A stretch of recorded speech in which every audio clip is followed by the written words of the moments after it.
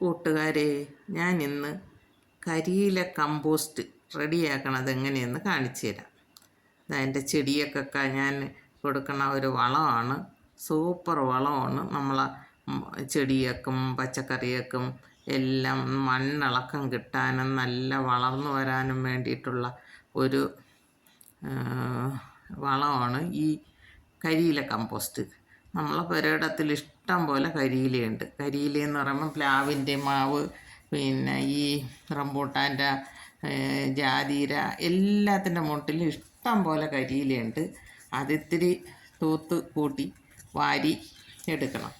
അതിങ്ങനെ വാരി റെഡിയാക്കി ചാക്കിലാക്കി നമ്മൾ വെച്ച് കഴിഞ്ഞാൽ നമുക്കിതൊരു 4 മാസം കഴിയുമ്പം നല്ല അടിവളമാണ്, ഈ പൊടിഞ്ഞ് സൂപ്പർ വളമായി കിട്ടും. അപ്പോൾ അത് നമുക്ക് ചെടികൾക്കൊക്കെ ഇത് ഇടാൻ നല്ലതാണ്. ഞാൻ ഇങ്ങനെയാണ് ചെയ്യണത്. ഈ പരുവത്തിൽ ഈ സമയത്ത് ഇഷ്ടം പോലെ കരിയിലയും കാണും. ഈ കാടാണെങ്കിൽ വിളയിൽ ഇഷ്ടം പോലെ പൊടിച്ച് കിടക്കുകയും ചെയ്യും. അപ്പോൾ ഈ കാടും കുറേ പുഴുത് മാറ്റാം, കരിയില നമുക്ക് വളമാക്കി വയ്ക്കാം. ചാക്കിൽ നടണതിന് എല്ലാത്തിനും ഇതങ്ങനെ നല്ല മണ്ണിളക്കം കിട്ടുകയും ചെയ്യും. ഇത് കുറേ ദിവസം കഴിയുമ്പോൾ, ഞാനിപ്പോൾ ഇത് കെട്ടി വെച്ച് കഴിഞ്ഞാൽ 4 മാസം കഴിഞ്ഞേ ഞാൻ എടുക്കുകയുള്ളൂ. അപ്പോൾ ഈ 4 മാസം കഴിയുമ്പോൾ നല്ല പൊടിഞ്ഞിരിക്കും. അപ്പോൾ നമുക്ക് ചാക്കിൽ കൃഷി ചെയ്യണതിന് എല്ലാത്തിനും ഇതിട്ട് കൊടുത്താൽ അത് നല്ല, ഞാൻ മരിച്ചിനി കൃഷിക്ക് പോലും ഞാൻ ഇങ്ങനെ ചെയ്യണുണ്ട്. പക്ഷേ നല്ല സൂപ്പർ വിളവാണ് കിട്ടണത്.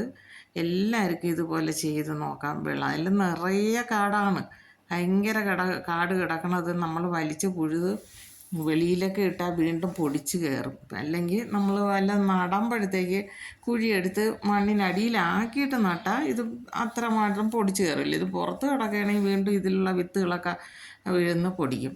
അപ്പോൾ ഇതാകുമ്പോൾ കുഴപ്പമില്ല, ചാക്കിനകത്തിരുന്ന് മൊത്തം അങ്ങ് നശിച്ചു പോവും.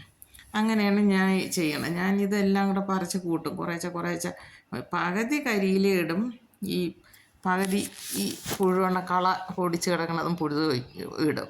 അപ്പോൾ ഈ അടിയിൽ കരിയില ഇട്ടിട്ട് ഈ പച്ചില മീതെ ഇടുമ്പോൾ അതിൻ്റെ ഒരു നനവ് കൊണ്ട് പെട്ടെന്ന് അതും ഇത് രണ്ടും കൂടെ നല്ല പൊടിഞ്ഞ് നല്ല പൊടി പരുവായിരിക്കുകയും ചെയ്യും. നല്ല വളമാണ്. ഇതിട്ട് ചെയ്യണം. പച്ചക്കറി ആയാലും ചെടിയായാലും നല്ല പുഷ്ടിയോടുകൂടി തന്നെയാണ് വളരണത്. അപ്പോൾ അതിൽ നമ്മൾ ഇപ്പം ഈ കരിയില കമ്പോസ്റ്റും ചാണകപ്പൊടിയും കോഴിവളവും ഒക്കെ ഇട്ട് അതുപോലെ മണ്ണും ഇട്ട് നട്ട് കഴിഞ്ഞാൽ മികച്ച വിളവാണ് നമുക്ക് കിട്ടണത്. അപ്പം നമ്മളെ പുരയിടം വൃത്തിയാവും, നമുക്ക് ലാഭമാണ്. ഇതുപോലെയൊക്കെ ചെയ്തെടുക്കാം, ഒരു പാടുമില്ല. നമുക്ക് അപ്പോഴപ്പോഴും കുറേ ചാക്ക്, ഇപ്പം കോഴിവളമൊക്കെ വാങ്ങിക്കണ ചാക്കുകൾ ഒരുപാട് അധികം വരും. ഇതിപ്പോൾ അപ്പോഴപ്പോഴും തൂത്ത് വരണതിന് മുറ്റത്തായാലും തൂക്കണോ എല്ലാം കൂടെയൊക്കെ തൂത്ത് കൂട്ടി ഉടനെ തന്നെ ചാക്കിലാക്കി കെട്ടി അങ്ങ് മൂലയിൽ നനയാതെ അങ്ങ് ഇട്ടിരുന്നാൽ മതി. അപ്പോഴത് 4 മാസം കഴിയുമ്പോൾ അടുത്തൊരു ചാക്ക് വളമായില്ല. ഒരെണ്ണം പൊട്ടിക്കണം, എല്ലാത്തിലും ഇടണം. ഇങ്ങനെയാണ് ഞാൻ ചെയ്യണത്. ഇത് എളുപ്പ പരിപാടിയാണ്. എല്ലാവരും ഇത് ചെയ്ത് നോക്കണം. നമുക്ക് കാശ് കൊടുക്കണ്ടല്ലോ, നല്ല വളമല്ലേ. ഞാനിപ്പം മരിച്ചിനിക്ക് തന്നെയാണ് എങ്കിലും ഇപ്പം മരിച്ചിനിക്ക് നടാൻ വേണ്ടിയിട്ടൊരു 10 ചാക്കിൽ ഞാൻ ഇതുപോലെ വാരി വെച്ചിട്ടുണ്ട്. അതിപ്പോൾ ഒരു 4 മാസമൊക്കെ കഴിയുമ്പോൾ പരുവാകും. അതിൽ നമുക്ക് ആ ചാക്കിൽ തന്നെ നമുക്ക് മണ്ണ്, ഈ അടിവളം എല്ലാം കൂടെ മിക്സ് ചെയ്ത് അതിനകത്തോട്ട് തന്നെ ഇട്ട് നമുക്ക് മരിച്ചിനി നടാം. പെട്ടെന്ന് നടുകയും ചെയ്യും, നല്ല വിളവും കിട്ടും, ഒരു പാടുമില്ല.